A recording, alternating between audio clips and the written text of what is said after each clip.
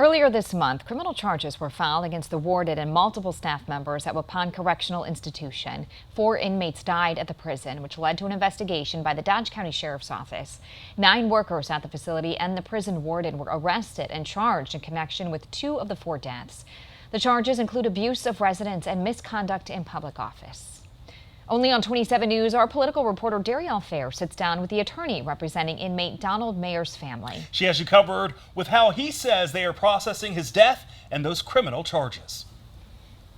One of the state's oldest maximum security prisons, inmates at Waupun Correctional Institution has been under lockdown restrictions for nearly 15 months. Staffing shortages and the overcrowding of inmates within the aging facility has left prison reform advocates and families of those incarcerated concerned with how these tough conditions impact their quality of life.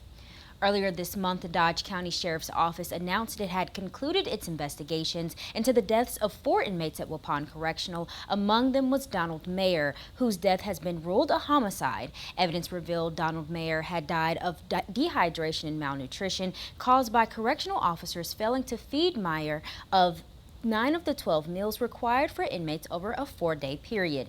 8 prison workers were arrested and charged in connection to Maier's death. State lawmakers and public officials had called for both Waupun Correctional Institution and Green Bay Correctional Institution to be closed down to develop a new facility and increase oversight of inmates. Families of 2 of the 4 inmates who died while in solitary confinement have filed lawsuits against Wisconsin's Department of Corrections for the cruel conditions they suffered.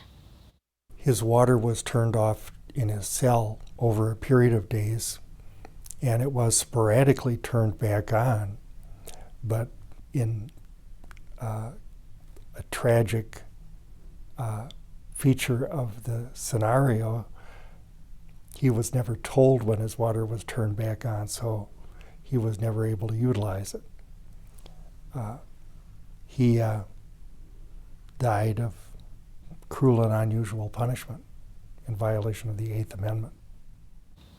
In an exclusive interview this week on Capital City Sunday, I sit down with the attorney representing Donald Maier's family. We're discussing the latest evidence revealed in Maier's death, how it's impacted his family, and how they plan to move forward.